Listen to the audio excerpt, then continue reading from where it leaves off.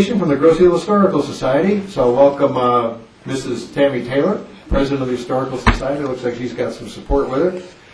The floor is yours, Mrs. Taylor. Thank you. As Brian said, thank you very much for allowing me, or not allowing me, but thank you for letting me come tonight. We have two board members here with me also this evening, Michael Sullivan and Dallas Kelsey. I am here this evening to give you a update on the Groseal North Channel light and where we are at with lighting it or not lighting it. I first wanted to give a brief history of the lighthouse and how we got to where we are today. And I'm going to be very quick with this. Most of you hopefully have done our tour of the lighthouse and have heard this history before, but just in case you haven't, I just wanted to make sure everybody was on the same page. The Cleveland Vessel Owners Association petitioned Congress in around 1894, the early 1890s, to put a series of lights on the upbound Detroit River because of traffic. The shoals were very high, very difficult to traverse. The Livingston Channel at that time was not dredged, so it was very difficult to get a freighter or a large steamship up and down the Detroit River. In 1894, the Congress appropriated those funds for the upbound traffic. In 1906, they appropriated further funds for the downbound traffic, and these were range lights. So as the ships were coming up and down the river, they would line the lighthouses up, the lights up, and that's how they would be guided up and down the river. The North Channel light and the other lighthouses on Mama Judah and on Groseal serviced the Detroit River until 1963. In 1963, our lighthouse, the lighthouse that you see here up here, was decommissioned. The Coast Guard came in, removed the Fresnel light. At that time, it was in pretty bad shape. This photograph here is before it was restored. Lloyd Taylor and Don Smith, two residents of Groseal, approached the Groseal Historical Society and asked them if they would assist in purchasing the light and renovating it and saving it. In January of 1965, a quitclaim deed selling the lighthouse to the township. The township became involved because at that time, as a nonprofit organization, the Historical Society could not purchase the light. It had to be purchased by a governmental unit. So the society provided $350 to purchase the light. The township purchased it for us, and the GSA gave the township a quitclaim deed selling the light to the township. At the October 12, 1964 regular township meeting, the township board designated the Historical Society as the custodian. This is the actual resolution. Basically, it says that the offer was accepted by the GSA. The township has been advised that the property will be conveyed to the township for $350. The society is furnishing the $350 and has agreed to act as custodian of the light. From that point on, the Historical Society has been the custodian of the Groseal light. We have fundraised, we have worked at restoring it. We do education programs with it, and we do tours. We have worked closely with the township all along. The most recent one is the township, with the help of Carol Knope, wrote a grant to the Michigan Lighthouse Association, and we received a grant to do the major renovations that were just recently done. Other things that have been done, it's been completely re-shored up. New cement base was put in. We've painted it several times to make it the great Groseal, I'm going to call it an icon on the island, that it is today.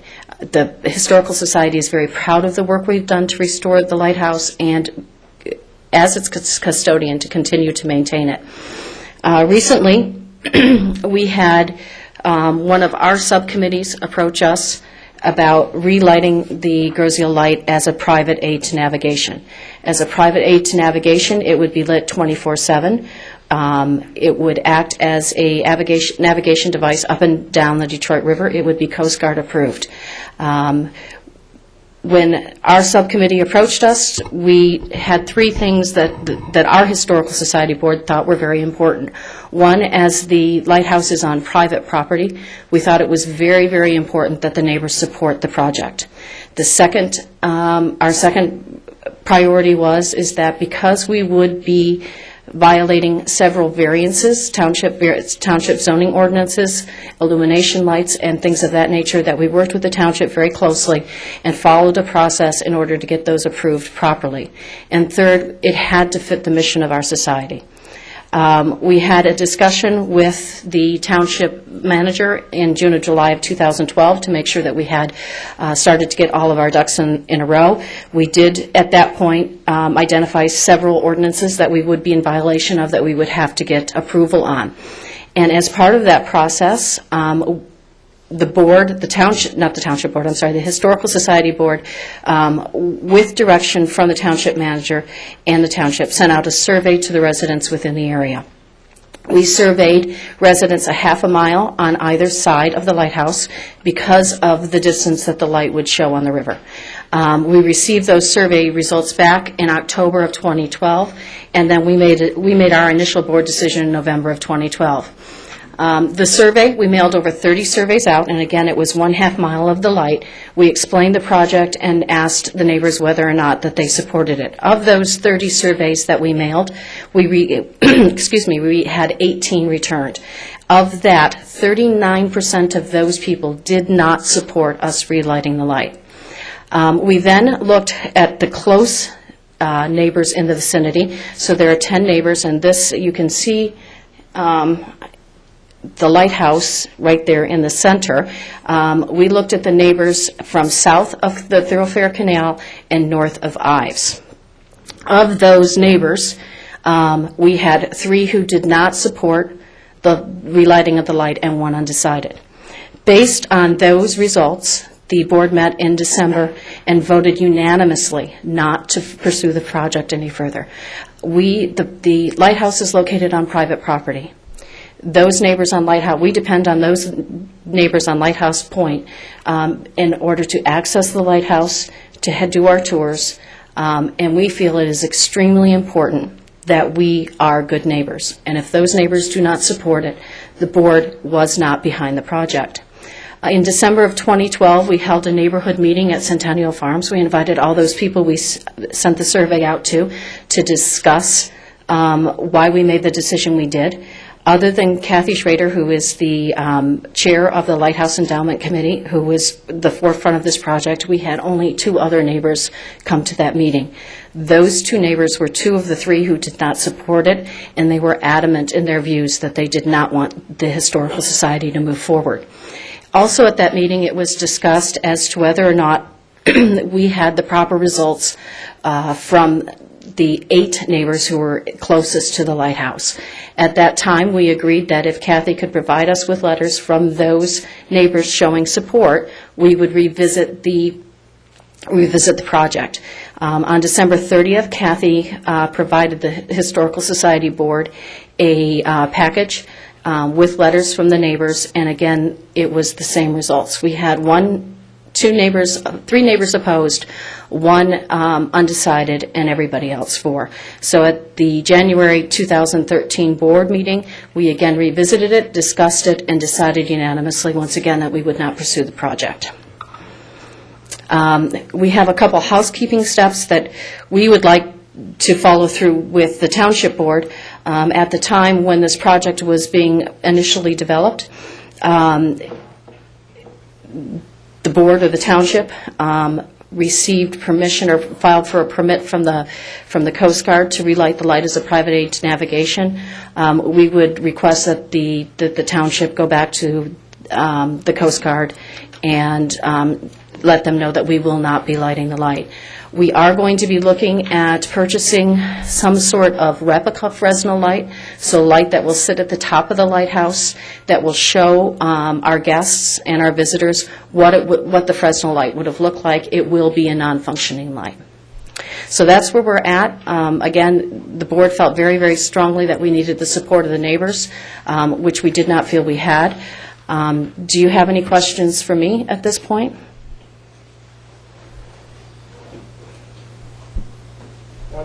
Mm-hmm. It's a Fresnel light. Okay, sorry. Fresnel light. Fresnel light, sorry. Where are you seeking the replica light from? We have not, we have just started looking into it. So we're looking at several different possibilities. The Coast Guard does have some that they do loan out. We're going to approach them and see if that's a possibility. And there's a bunch of people out there who make them.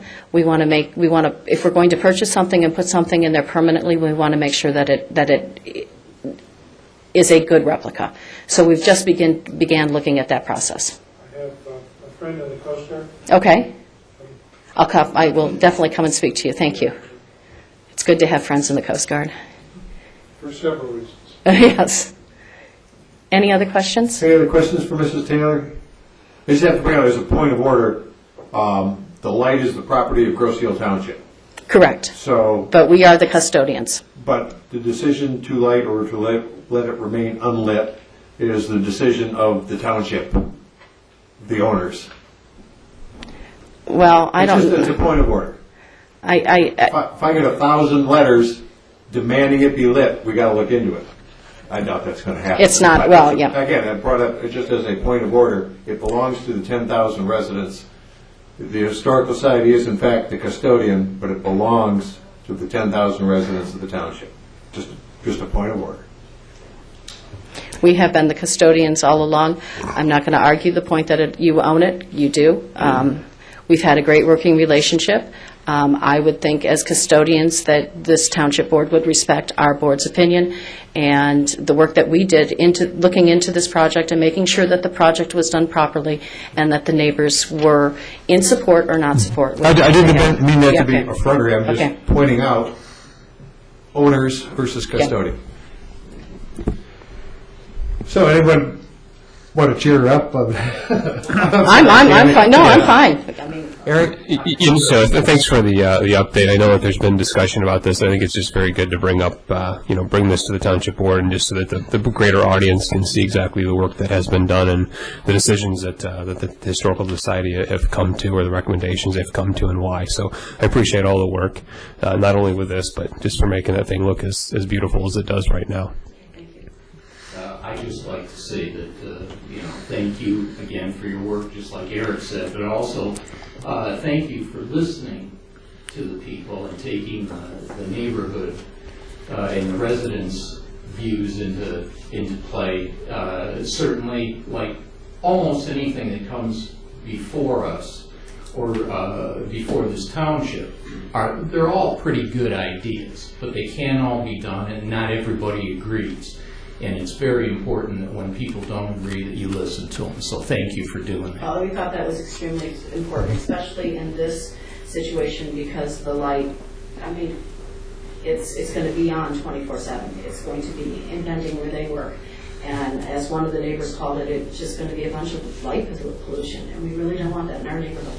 And we had to listen to them, especially with the amount of money that we were proposing spending on. So, and thank you.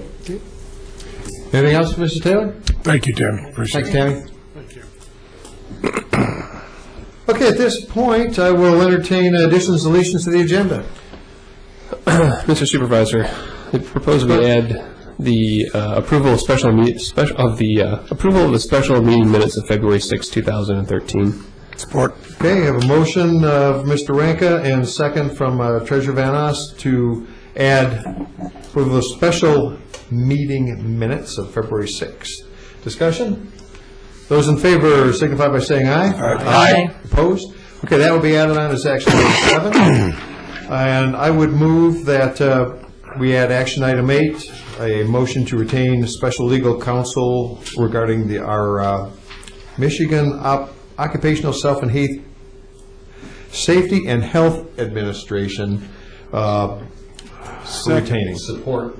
Okay, moved by me, and actually Mr. Posiask supported. Discussion? None offered. Those in favor signify by saying aye. Aye. Okay, we will add action item number 8. Any other additions, deletions to the agenda? All right, with none offered, I will accept a motion to approve the agenda as amended. So moved. Moved by Treasurer Van Oss, seconded by Trustee Budney. Discussion? Those in favor signify by saying aye. Aye. Aye, opposed? The agenda stands amended. Consent agenda. Mr. Supervisor, I'd like to make a motion to approve consent agenda 13-014. It contains the approval of the minutes of the January 28, 2013 regular meeting and approval of the check register dated February 8, 2013. Okay, we have a motion by Treasurer Van Oss, Second. seconded by Clerk Branca. Any discussion among the board? With none offered, those in favor of approving the consent agenda as published signify by saying aye. Aye. Aye, opposed? None offered. Consent agenda is approved. Moving on to the action items. We'll get to the end. Okay. Thank you.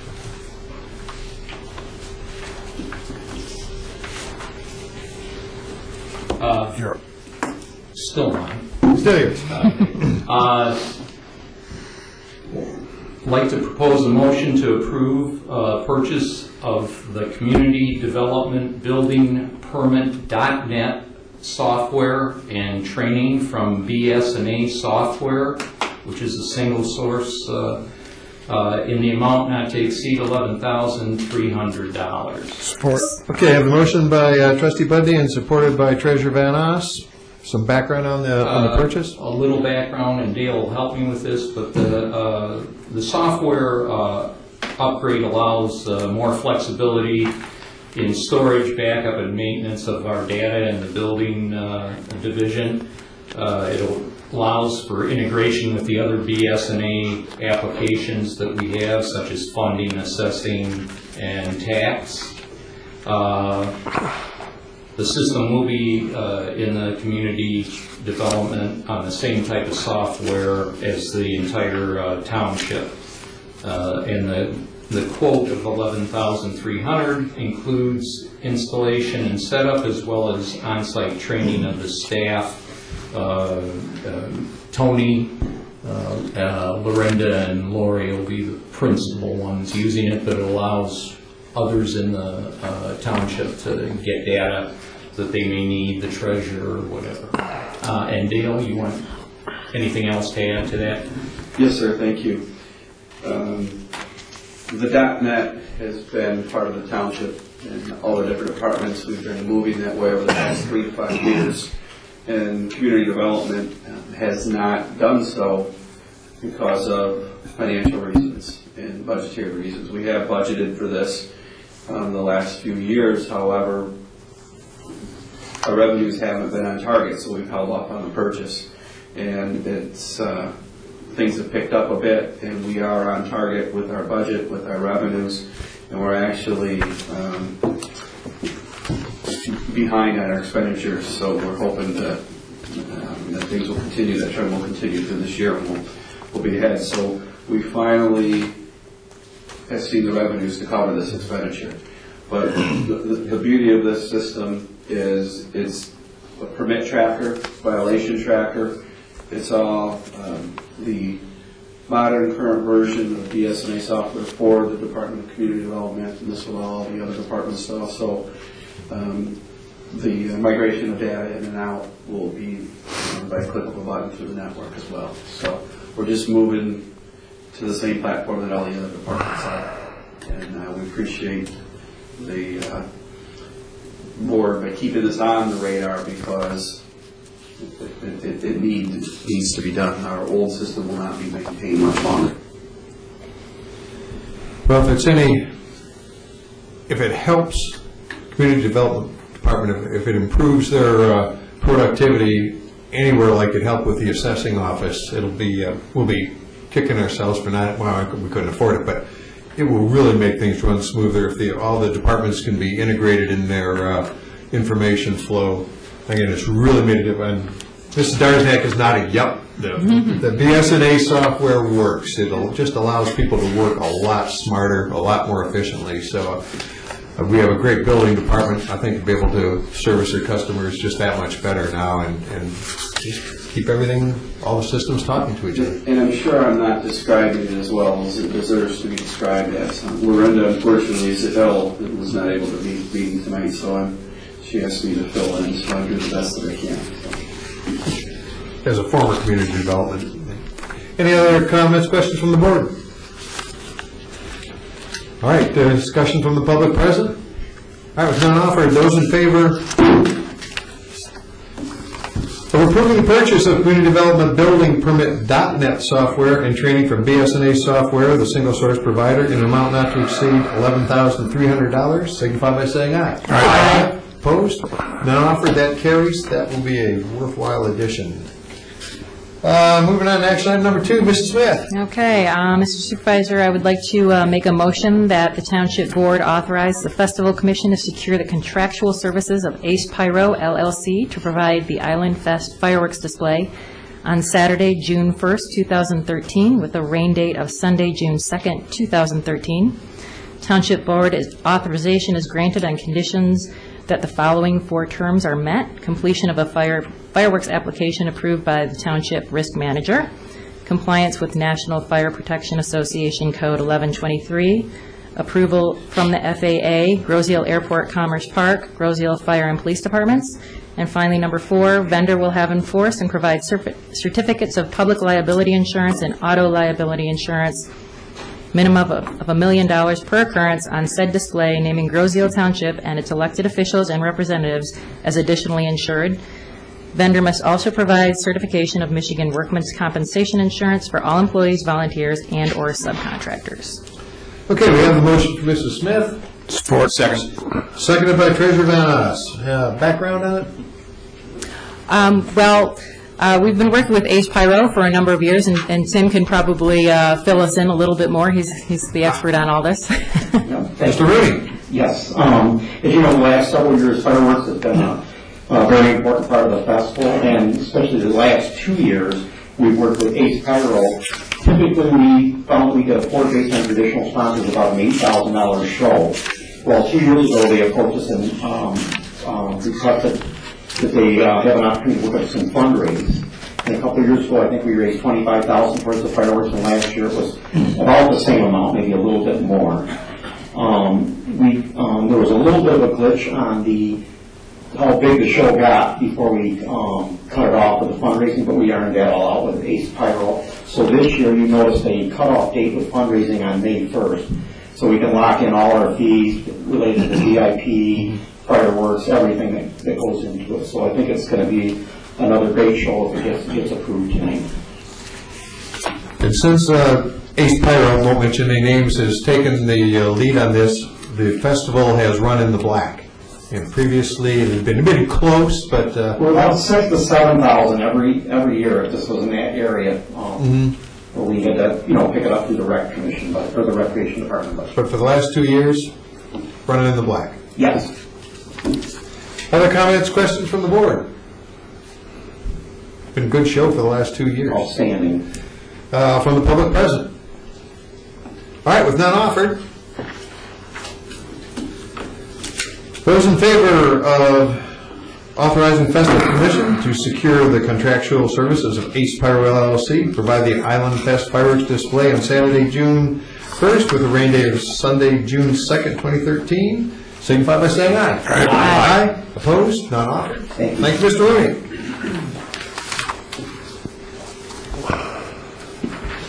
See, Mr. Budney. Yes, actually, I'm going to have this as 2 motions.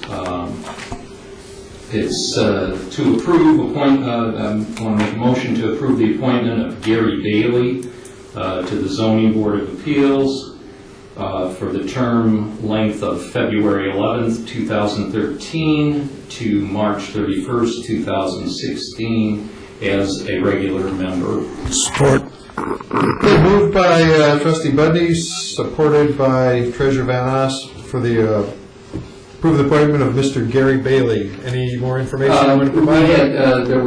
We have two openings on the Zoning Board of Appeals. We had 6 applicants, which is, I think, an all-time high for that commission. The officers and myself met and discussed, had a very good discussion about all the applicants, and this is who they preferred. And I support it. Okay, other questions from the board on the appointment of Mr. Bailey? Any comments from the public present? All right, with none offered, those in favor of approving the appointment of Gary Bailey to the Zoning Board of Appeals for the term like February 11th, 2013 through March 31st, 2016, signify by saying aye. Aye. Opposed? None offered. Welcome aboard, Mr. Bailey. Mr. Buddy. I also have a motion to approve the appointment of Charles, and forgive me if I say this wrong, I believe it's Wojno, W-O-J-N-O, I'll spell it, to the Zoning Board of Appeals for the term of length from February 11th, 2013 to March 31st, 2016 as our alternate member. Support. Okay, moved by Trustee Budney and supported by Treasurer Van Oss. Any more? Pretty much the same? Pretty much the same.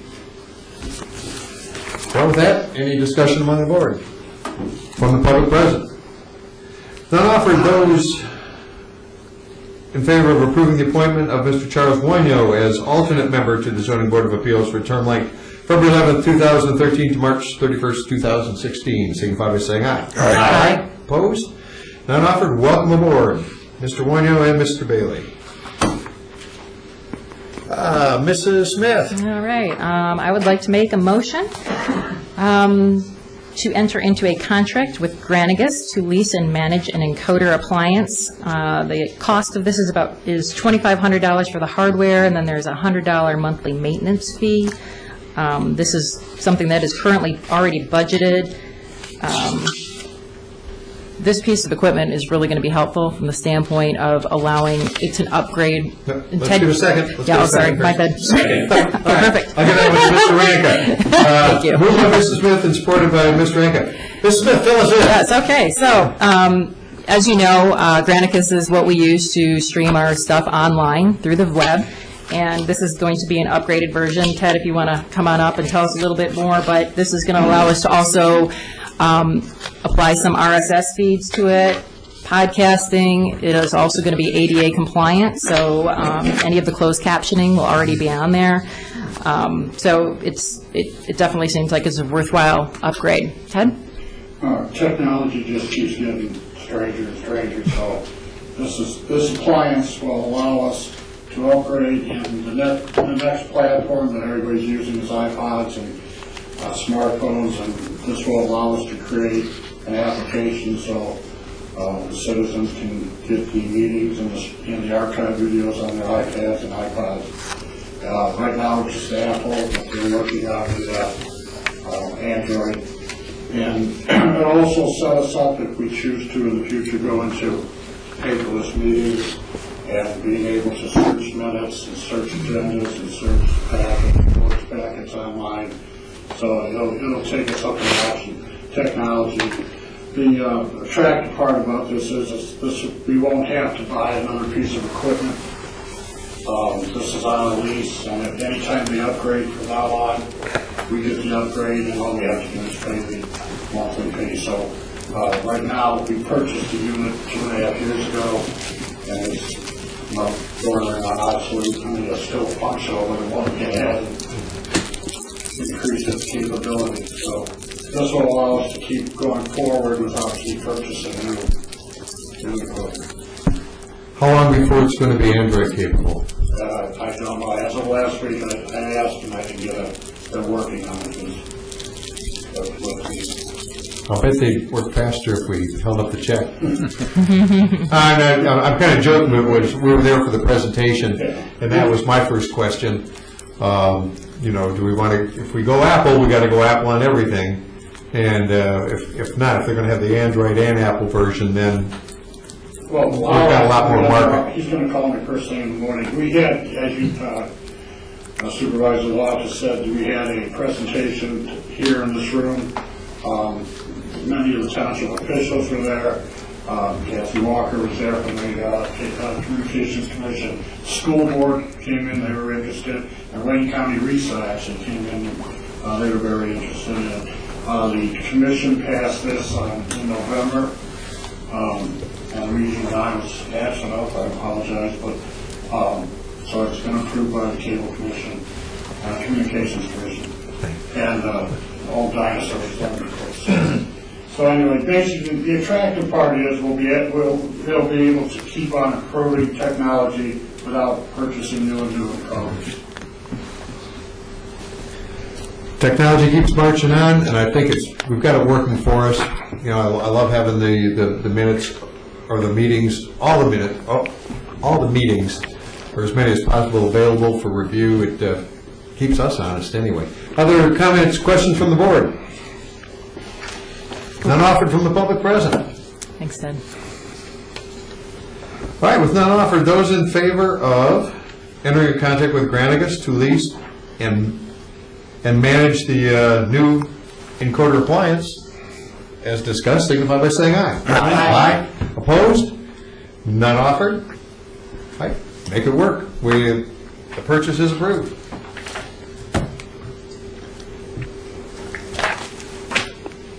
Okay, all right, this is me.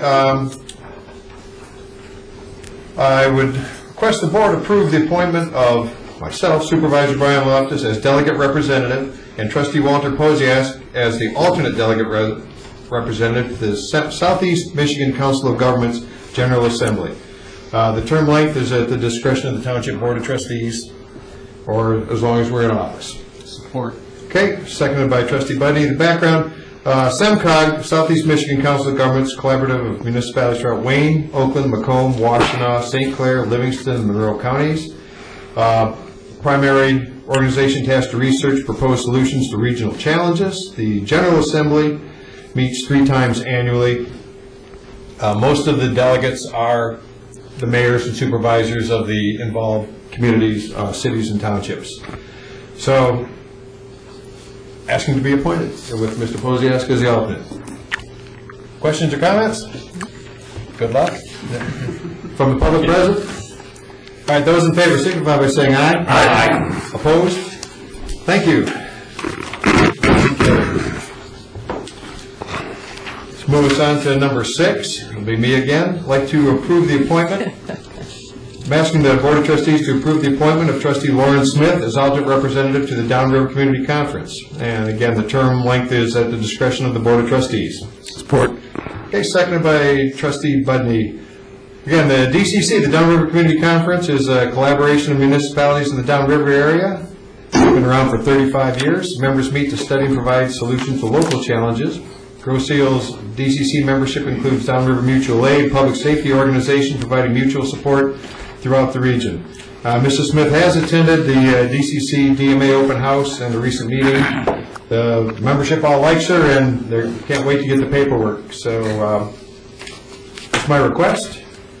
Discussion among the board? All right, with none offered, those, or from the public present? None offered, those in favor of appointing Trustee Lauren Smith as the alternate representative to the Downriver Community Conference, signify by saying aye. Aye. Aye. Opposed? We'll get more work out of you, Lauren. Thank you. Moving on to action item number 7. Mr. Supervisor, Mr. Clerk. I move to approve the minutes of the special meeting held on February 6, 2013. Seconded by Trustee Posiask. Any Speaker on now. All right. So the motion was to approve the minutes of the special meeting held on February 6, 2013. For the people, if my speaker wasn't I when I originally said that. The meeting was held and posted after the publication date for the agenda for the February 11th regular meeting was prepared and published. So we want to make sure that the minutes are approved. Questions, comments from the board? All right, with none offered, those in favor of approving the minutes of the special meeting, signify by saying aye. Aye. Aye. Opposed? None offered from the public present? I'm sorry. None offered. Those minutes are approved. And action item 8.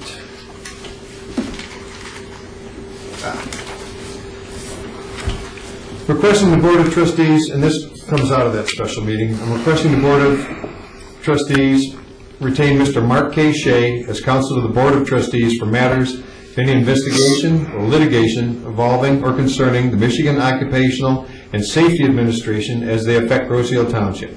Duration will be at the discretion of Township Board of Trustees. Support. Okay, seconded by Trustee Budney. Mr. Mark K. Shea, currently of counsel to the law firm of Lippitt O'Keefe, PLLC, is a recognized expert in MIOSHA matters. He will be advising the board and any and all issues brought against the township by MIOSHA for a period of time as determined by the board. Mr. Shea's fee will be $300 an hour on an as-needed basis with additional fees and costs per attached agreement. All members of the board have met Mr. Shea. We're familiar with his potential contributions to our ability to successfully resolve any MIOSHA liabilities. Comments, questions from the board? Can I turn the the microphone to Trustee Posiask for just his background with Mr. Shea? Thank you, Mr. Supervisor. I've known Mark for about 30 years, and my paths have crossed with Mark in two arenas. One is with MIOSHA, and the other one is environmental. Mark is an extremely talented attorney and has represented in other areas of a type similar to the ones that we are potentially facing here in the township. You will find him to be very competent. He is not a nickel and dimer, and I believe that you will find that his reports will be accurate and his support for this community will be, as we want it to be, very good. Okay, thank you, Mr. Posiask. Any other questions or comments from the board? From the public present? Okay, with none, with none offered, those in favor of retaining Mr. Mark K. Shea as counsel of the Board of Trustees for matters involving the Michigan Occupational Safety Administration, signify by saying aye. Aye. Aye. Opposed? None offered. I think we'll get our money's worth. That concludes our action items tonight. Turn over to the clerk. Mr. Clerk, clerk's report. Mr. Supervisor. Down now? Mr. Supervisor, I had the privilege of attending a Bureau of Elections training program for 2 days last week, geared towards newly elected clerks. So it was not the most fun training, but certainly very eye-opening training in a very critical portion of our government, which is the elections process. It was very eye-opening from the standpoint that there is just a myriad of election laws that so far I'm very confident that the clerk's office has been handling absolutely perfectly, and I'm very grateful to Sharon and Brian and the clerks in the clerk's office for knowing the law as well as they do. It was beneficial training for myself. I was happy to take it. It was at no charge.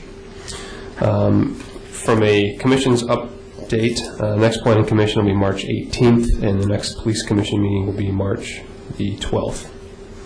And that's it for the clerk's office. Thank you, Clerk Ranka. Mr. Treasurer. Thank you, Brian. The January investment report for Rosehill Township is not available. It will be available when all the statements come in. You can pick up the information we have at my office or CNET. The 2013 winter tax bills are due this Thursday, February 14th. Payments will be accepted in a timely as postmarked by February 14th. Taxpayers can also use the after-hour drop box to make their tax payments, or most of the gross sale banks and credit unions will accept them. A 3% penalty will be assessed for payments received or postmarked after the due date. That's a lot of money.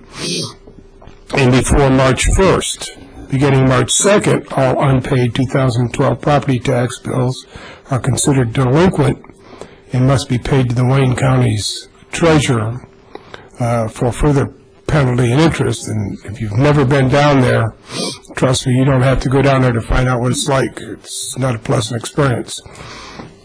The extension of the February 14th due date is available for those who qualify.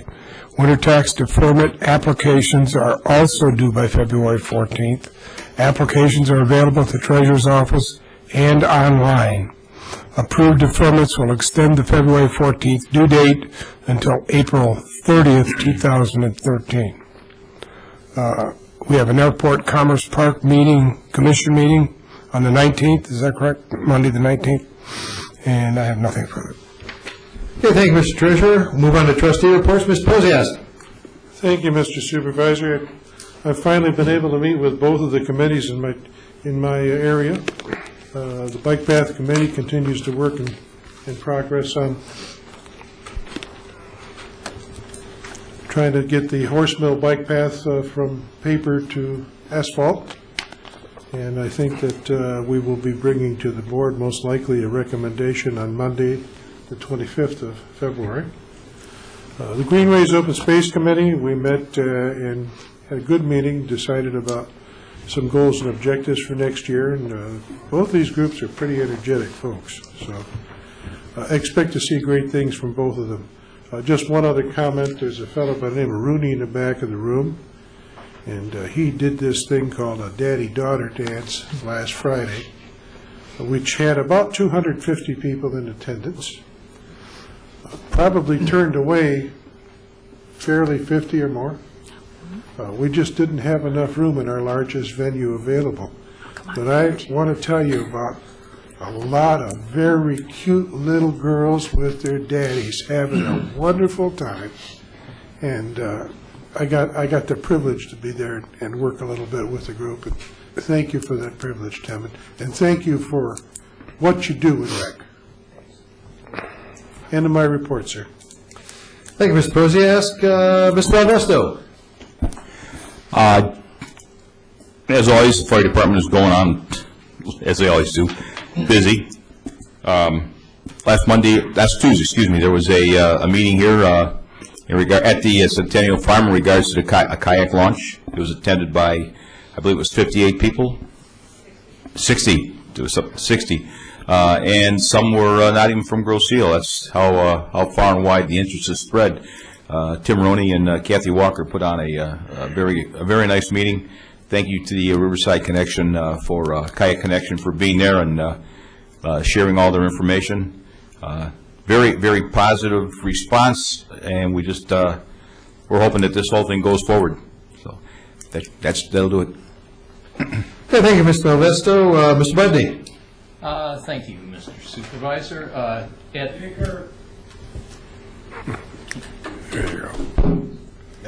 you go. At this time, I'd like to have a moment of silence for James Farrell, who passed away, our DPS employee.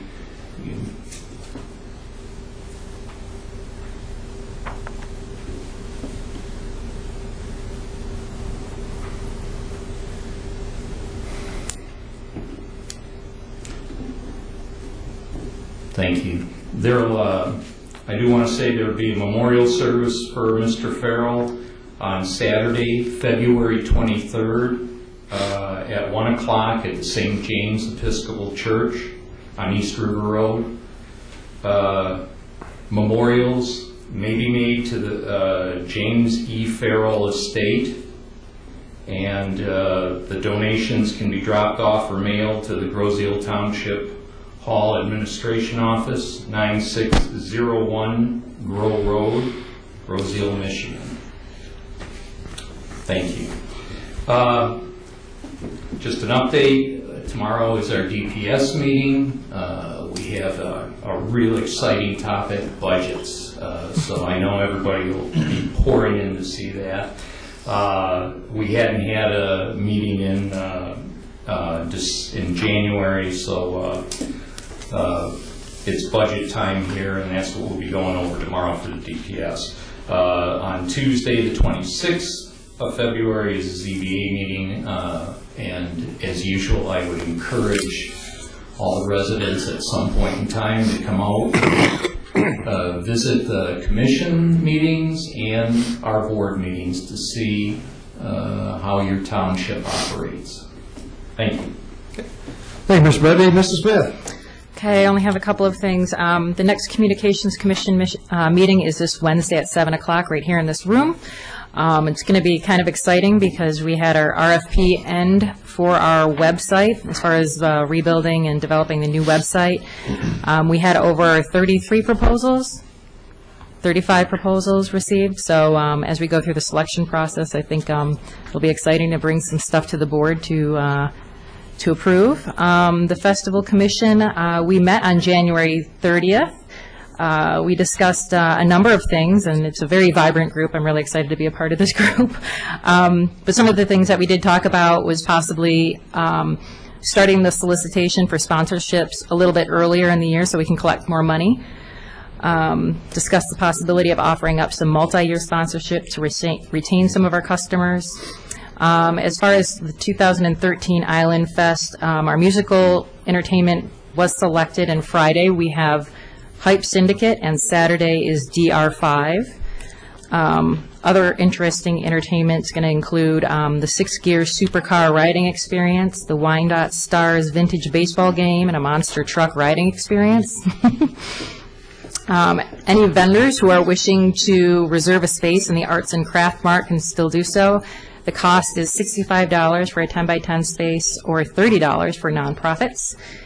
Anyone who has questions can contact the Rec Department at 734-675-2364.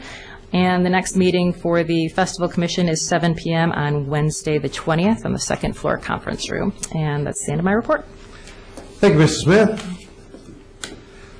Right, a lot of odds and ends. In the back of the room, we have flyers for these offerings. AARP is offering free tax assistance in completing 2012 Michigan and federal tax returns.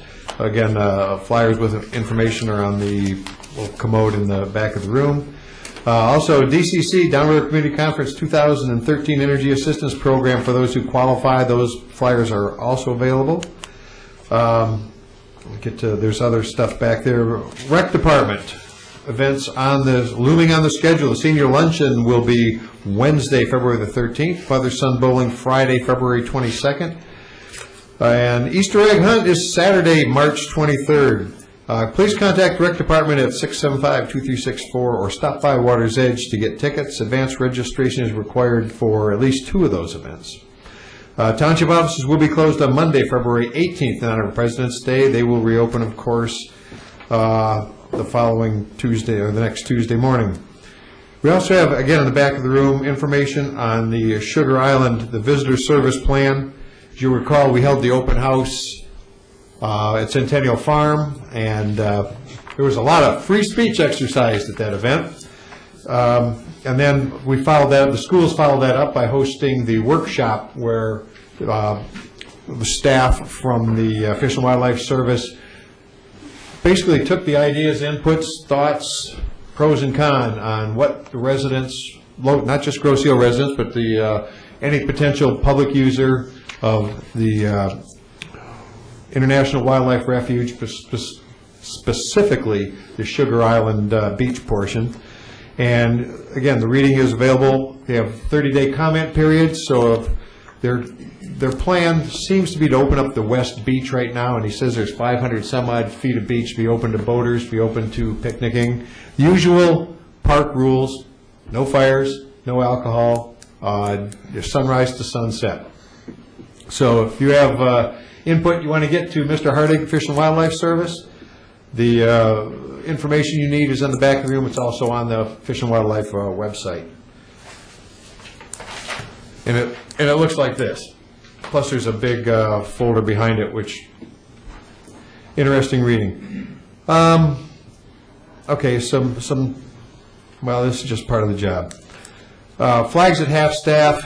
I'll just fill you in on what last week and what was today. Governor Rick Snyder, last Thursday, Governor Rick Snyder ordered U.S. flags to be lowered to half-staff throughout Michigan in honor of Sergeant Mark Schoonhaven of Fort Carson, Colorado, formerly of Plainwell, Michigan, back on Thursday, February 7th. Sergeant Schoonhaven, age 38, died January 20th at Brooke Army Medical Center in Houston, Texas, from wounds suffered when enemy forces attacked his unit with an improvised explosive device on December 15th, 2012 in Kabul, Afghanistan. From Governor Snyder, on behalf of the entire state, I extend heartfelt condolences to Sergeant Schoonhaven's wife, Tammy, their 6 children, and his entire family during this difficult time. We will forever remember the great sacrifice Sergeant Schoonhaven made in service to his country. That was his 5th tour of duty in combat zones. And then today, the flags were lowered in honor of former State Senator George Hart of Dearborn, who died on January 31st. From Governor Snyder, Senator Hart leaves behind a legacy of outstanding commitment to public service, said Snyder. I extend sincere condolences to his wife Catherine and entire family during this time. Senator Hart, the son of Armenian immigrants, was born in Detroit, graduated from Wayne State University in 1949 with a bachelor's degree in political science. He served on the Wayne County Commission and Dearborn City Council prior to his election to the Michigan Senate, where he served for nearly 30 years. We'll try to keep you advised of those. And I intend to have a discussion session at the next board meeting on a possible new business meeting format to perhaps realign public comment and how the board would like to see board meetings run, and we'll also be soliciting your inputs on how you would like to see board meetings run. Remember, it's our board meeting, it's your free speech, it's your town hall, and I'm sure we can blend those concepts together to have efficient public meetings. And that concludes my report. Mr. Liam, Township Manager. Thank you, Mr. Supervisor. The only item I'd like to expand on a little bit is the Fish and Wildlife Service news relief that the Supervisor had mentioned. The 30-day notice began on February 6th, so it's very important that if you do want to comment that you keep that in mind. The link to the Fish and Wildlife Service report is also available on grosio.com. And the Fish and Wildlife Service address is fws.gov/refuge/Detroit River. One of the things that Mr. John Hardig had promised last fall was that he thought he could get the environmental report together and have this out to notice in January of 2013. He did it by February 6th. This process is a very lengthy process. And they have a very detailed federal review that is required. However, it is still on track, provided there aren't any snags along the way, that Sugar Island can be open for the public in this upcoming summer. So all of those discussions that had taken place last fall are on target and on track, and I thought it was important to make note of that because the main concern that the residents had was their ability to utilize that for a summer destination, and the report itself details all those specifics and what the rules and regulations are proposed to be. So take a look. And that's all. Thank you. Thank you, Mr. Im. Let's see, at this time, that concludes our portion of the evening. Going to extended public comment. So, refresher on the rules. Introduce yourself, give your name and address, and keep within 3 minutes. Mr. Clark.